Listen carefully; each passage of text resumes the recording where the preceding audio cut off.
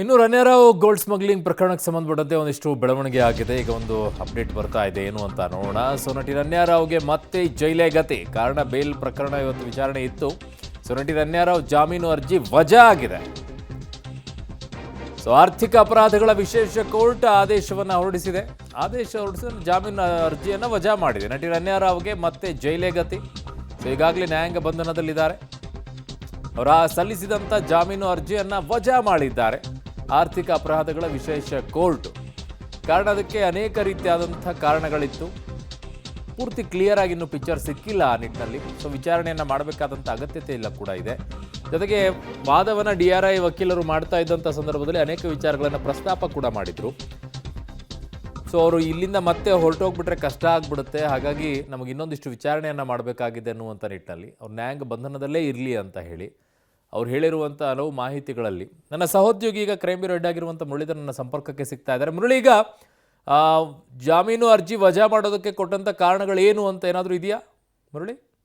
ಅರುಣ್, ಇನ್ನೇನು ಕೆಲವೇ ಕ್ಷಣಗಳಲ್ಲಿ ಆದೇಶದ ಸಂಪೂರ್ಣ ಪ್ರತಿ ಅಪ್ಲೋಡ್ ಆಗ್ತಾ ಇದೆ. ಆ ಸಂದರ್ಭದಲ್ಲಿ ಆದೇಶ ಯಾವ ವಿಚಾರಕ್ಕಾಗಿ ಅವರಿಗೆ ಜಾಮೀನನ್ನ ಅರ್ಜಿಯನ್ನ ವಜಾನ ಮಾಡಿದ್ದಾರೆ ಅನ್ನೋದ್ರ ಬಗ್ಗೆ ಸ್ಪಷ್ಟ ಮಾಹಿತಿಗಳು ಸಿಕ್ಕುವಂಥದ್ದು. ಯಾಕಂದ್ರೆ DRI ಅಧಿಕಾರಿಗಳು ಸಾಕಷ್ಟು ಆರೋಪವನ್ನ ಮಾಡಿದ್ರು. ಈಕೆ ದುಬೈನ ರೆಸಿಡೆಂಟ್ ವೀಸಾವನ್ನು ಕೂಡ ಪಡ್ಕೊಂಡಿದ್ದಾರೆ. ಜೊತೆಗೆ ಸಾಕಷ್ಟು ಬಾರಿ ಈಕೆ ಸ್ಮಗ್ಲಿಂಗ್ ಅನ್ನ ಮಾಡಿರುವಂತದ್ದು, ಹೆಬಿಚುವಲ್ ಸ್ಮಗ್ಲರ್ ಅನ್ನೋದ್ರ ಬಗ್ಗೆ ನಮ್ಮ ಬಳಿ ಮಾಹಿತಿ ಇದೆ. ಜೊತೆಗೆ ಇದರ ಬಗ್ಗೆ ದೊಡ್ಡ ಸಿಂಡಿಕೇಟ್ ಇದೆ. ಈಕೆ ಮಾಸ್ಟರ್ ಮೈಂಡ್ ಅನ್ನೋದ್ರ ಬಗ್ಗೆ ತಮ್ಮ ಅನುಮಾನವನ್ನ ವ್ಯಕ್ತಪಡಿಸಿದ್ರು.